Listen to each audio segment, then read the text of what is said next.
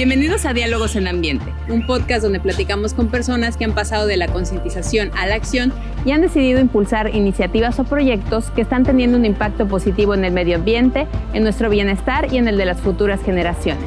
Si quieres saber cómo adoptar hábitos más sostenibles y te gustaría conocer a quienes se han atrevido a impulsar un cambio, quédate con nosotros y déjate inspirar por estas historias.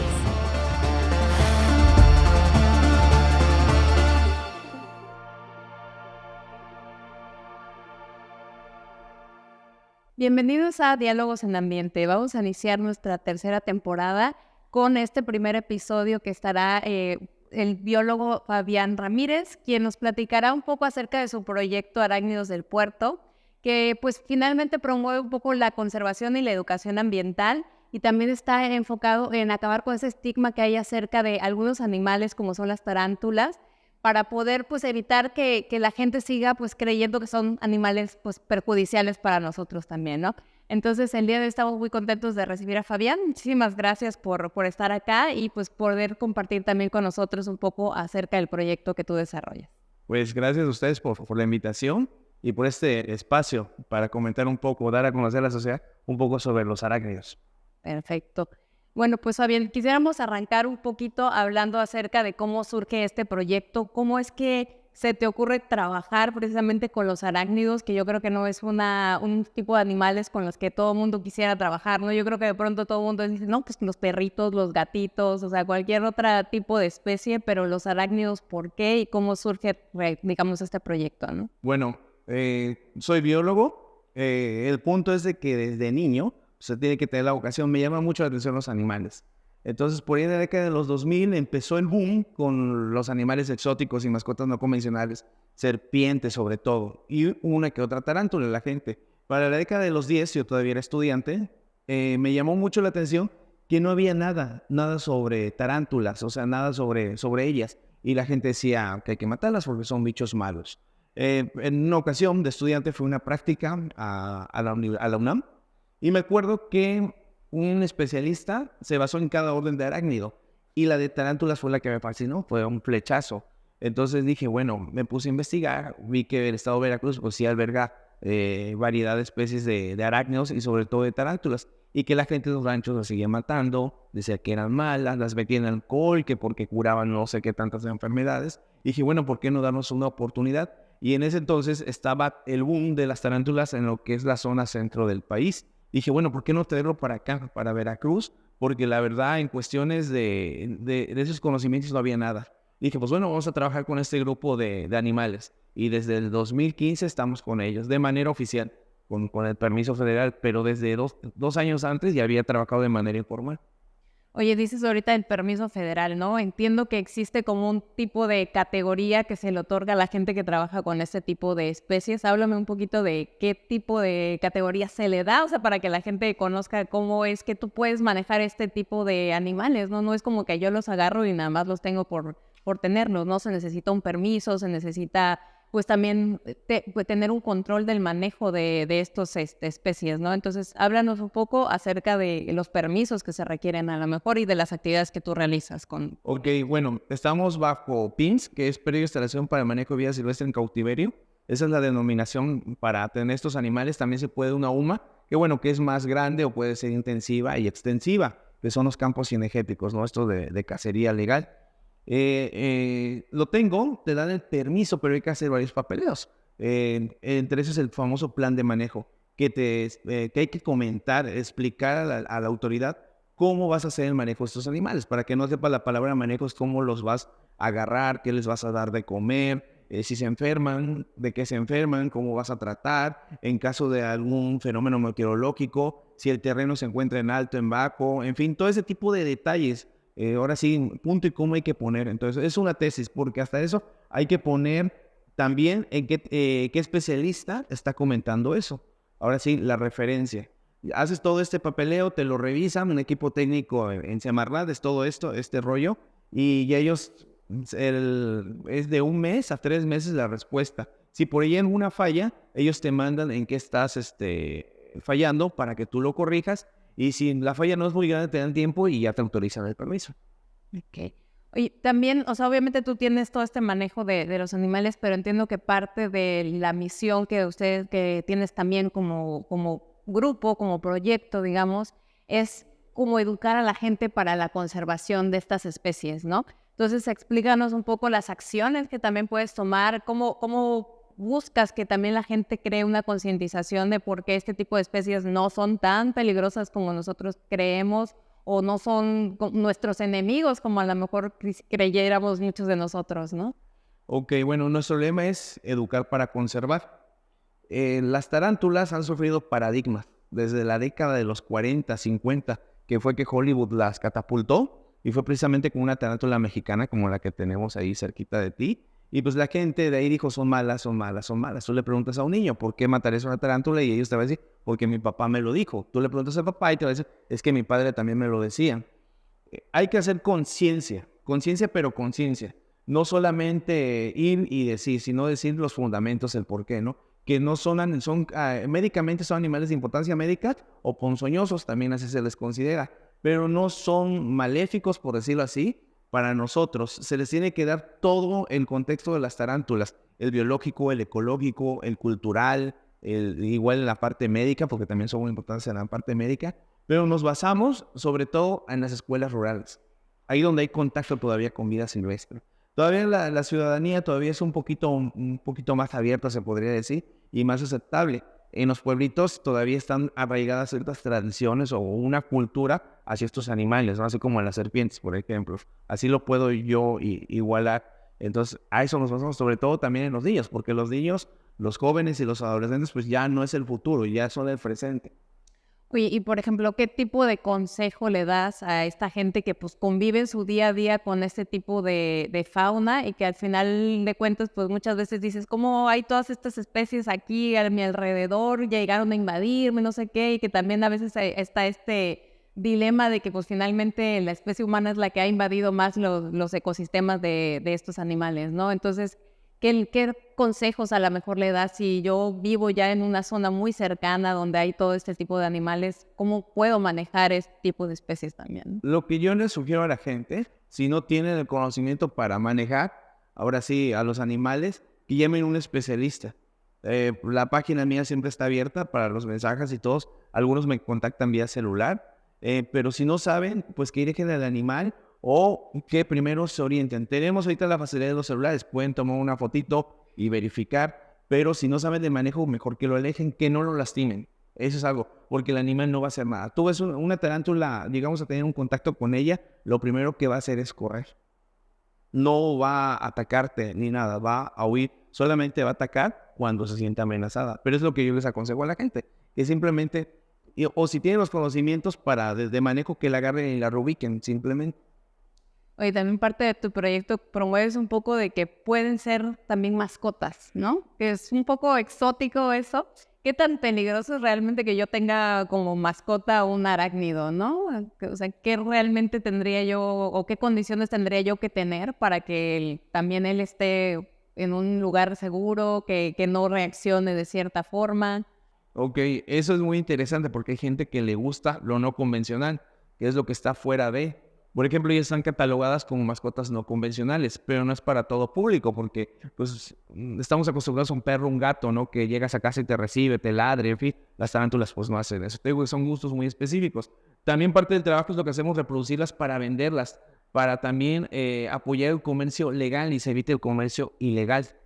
Entonces, que compre un animal nacido y criado en cautiverio. Y también la tenencia responsable, hacerles pues, más bien conciencia a la gente de cómo de tener un animal, todo lo que conlleva. Entonces, sí hay gente que le interesa tener una tarántula o una de mascota y se les informa todo, cómo es, qué cuidados, que son muy económicos, llegan a comer hasta una vez al año. Entonces, y para lo que comen, una cucarachita, ¿no? Que una cucaracha te vale de 2 a 10 pesos. Okay. Oye, pero ¿es legal tener ese tipo de animal? O sea, en esta parte ahorita decías, este comercio ilegal, o sea, ¿qué tan legal es tener ese tipo de animales en cautiverio, ¿no? Si es legal, si lo compras en una UMA Pins o una tienda de mascotas, que al fin y al cabo las tiendas de mascotas, pues lo adquieren en una UMA Pins, ¿no? Vienen de ahí, o los criaderos, como comúnmente le dice. Le entregan la nota con 2 números, uno de registro y el otro de marcaje. El de registro es el oficio que Semarnat otorga para comercializar esos animales, ¿no? Que ya están dados de alta ante el sistema mexicano. Ok. Y también hablas un poco, ¿hay como un tráfico, digamos, ilegal de ese tipo de especies en el país? Sí, lamentablemente sí lo hay. Entre las especies, creo que Semarnat lanzó, fueron las 5 o 10 especies mexicanas más traficadas, está la tarántula de rodillas rojas. Esta tarántula se trafica mucho a Europa, a Inglaterra y sobre todo a Alemania. Una tarántula te llega a valer hasta 1,000 euros de manera ilegal. Oye, y también ya llevas pues unos cuantos años trabajando en este proyecto y en trabajando con unas especies bastante diferentes a lo que normalmente estamos acostumbrados, ¿no? O sea, ¿cuál ha sido a lo mejor el principal reto que has tenido que enfrentar desde este proyecto? Porque de pronto vemos muchos proyectos ambientales que surgen y que a lo mejor en el camino se quedan porque pues les toca algo complicado, ¿no? Entonces, ¿qué retos a lo mejor has tenido que enfrentar y qué consejo le darías a la gente de cómo superaste esos retos, ¿no? Qué reto, una interesante pregunta. Pues creo que el reto fue personal, ver hasta dónde podía llegar, pero a nivel social, pues la verdad sí una aceptación tremenda. No he encontrado ningún reto, la verdad sí que la gente me ponga trabas. Ha sido muy aceptable porque te digo, no había nada sobre las tarántulas. Llego yo junto con otro compañero que todavía sigue apoyándome y pues bueno, fue una aceptación tremenda. Y también las catapultas que tuvimos, porque eso también fue muy importante. La UV, el Tecnológico de Bucarrí, el Tecnológico de Veracruz. Entonces, bueno, de ahí se empezó a difundir esto. Pero no encontré un reto así que diga, pues sí, no, fue eso. Y o sea, ¿hay algún momento difícil que dijeras, uy, a lo mejor te desmotivó digo, finalmente creo que hablabas un poco como de esta pasión que hay por el trabajo que realizas tú, pero, o sea, ¿algún momento que te haya hecho así como dudar, sobre todo para inspirar a esta gente que, no sé, de pronto está empezando y dice, no sé qué tan sostenible vaya a ser esto"? ¿No? Fíjate que sí, ahí te va, por ejemplo, clasismo, elitismo y hasta racismo. Porque llegas a un lugar en donde hay gente, la verdad todavía en México existe el racismo, y llegas y pues bueno, todos somos, la mayoría de los mexicanos somos piel color bronce, ¿no? Y llegas a un lugar donde son güeritos, se sienten europeos, porque tienen un grado, una maestría, un doctorado, que han ido a otros países, y pues te miran del hombro para abajo. Entonces, ahí sí podría ser un reto, demostrarles la capacidad de uno, que no es el color de piel, demostrar de qué estás hecho y decirles, soy biólogo, sé de esto, me sé defender en el tema y demostrarles que ustedes van a necesitar de mí para la capacitación. Ok, perfecto. O sea, sí es más social, digamos, todos estos desafíos que has tenido que enfrentar. Sí, es muy social, te digo, todavía sigue eso, pero es también así como que ahora sí, ¿no? Me voy a comer al mundo y es parte de eso. Es mentalizarte también porque muchos, así como que, ay, no salió a la primera, ya, aquí tiro la toalla. Y no, fíjate que sí ha pasado por ahí, una vez me pasó que no, pues ya no quiero saber nada de esto, por cuestiones de ahí, de trámites y todo eso, ¿no? Y dije, no, ya no quiero saber porque sí, a veces te ponen un poquito de traba y cosas que tú dices así que esto es mínimo, ¿por qué? O sea, ¿por qué a mí? Cuando hay otros que, pues ahí andan como si nada. Y uno que va ahí al día y todo eso, pero sí, pero es donde sacas el carácter, el orgullo, ¿no? De decir, pues no me voy a dejar. Y tener también esta unidad de manejo ambiental que tienes, ¿no? O sea, ¿qué tan difícil es? Sobre todo dices, tienes que tener un plan de manejo, tienes que tener todo esto. ¿Qué tan difícil es cumplir también con todas estas reglamentaciones que de pronto tienen las autoridades ambientales? ¿Realmente si hay mucha reglamentación, no la hay? ¿Cómo ves? Sí la hay, la reglamentación, pero es cuestión también de leer un poco, ¿no? Y no te piden cosas del otro mundo, te piden cosas muy básicas, ¿no? Los objetivos que tú pones a corto, mediano y largo plazo, ¿no? Entre estos, educación ambiental, restauración, en fin, lo que tú vayas a poner que en el mismo plan te da la opción y ya tú vas poniendo conforme al año, porque los reportes son anuales, si los cumpliste o no. Ahorita se entiende porque pues fueron 2 años de pandemia, pero no hay más allá, o sea, la ley hasta inclusive en eso es fácil para el que le gusta, porque es un poco tedioso a veces sentarte y hacer tu reporte y perder 5 o 6 horas, bueno, no perder, estar 5 o 6 horas sentado en una computadora. Oye, y ya como para ir cerrando un poquito, dime también, ¿qué le dirías a la gente sobre los arácnidos? O sea, ¿por qué arácnidos? O más personalmente, ¿por qué defiendes tanto esta especie? Los animales no tienen voz. Y creo que conocer a esos animales es la cosa más interesante que me han pasado. Y me sigue pasando. Sigo aprendiendo de ellos. Como yo les digo a la gente, no son mis animales ni mis mascotas. Son mis compañeros y ellos son las estrellas. Pero ¿por qué?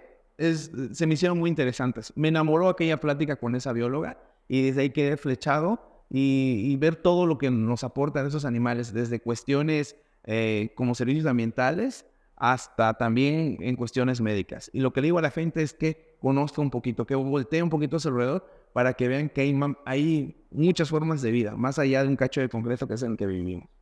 Ahorita que dices esa parte ya, ahora sí como para cerrar, o sea, ¿qué papel cumplen también los arácnidos a lo mejor dentro de estos ecosistemas, ¿no? O sea, ¿qué tan importante es que dejemos que estos arácnidos sigan en su ecosistema y qué pasaría si el día de mañana acabáramos con ellos, ¿no? Mira, son insecticidas naturales ellos, son controladores de plaga, desde lagartijas, salamanquesas, pequeños roedores, inclusive las tarántulas repelen a los alacranes, aves también. Entonces son interesantes. Si se llega a salir como todo depredador, llega a desaparecer, pues había un descontrol poblacional de diferentes especies que se manejan como presas. Inclusive ellas también forman parte de la cadena alimenticia. Son alimento de otros animales. Entonces hubiera un descontrol. Bueno, pues ahora sí, para que la gente conozca un poco más acerca del trabajo que tú realizas con Arácnido del Puerto, también cuéntanos dónde puede conocer más la gente, tus redes sociales, a lo mejor si están interesados en algún tipo de capacitación que tú des, pues de qué manera te pueden contactar también para que se acerquen a ti y al proyecto, ¿no? Ok, bueno, yo en el Facebook personal como Fabián Ramírez, la página de las tarántulas es Arácnidos del Puerto, estamos ubicados en Boca del Río, Veracruz, exactamente en la colonia Revolución. Perfecto. Pues muchísimas gracias, Fabián, por platicarnos más acerca de todos estos mitos que hay en torno de los arácnidos también, de por qué son tan importantes para nosotros.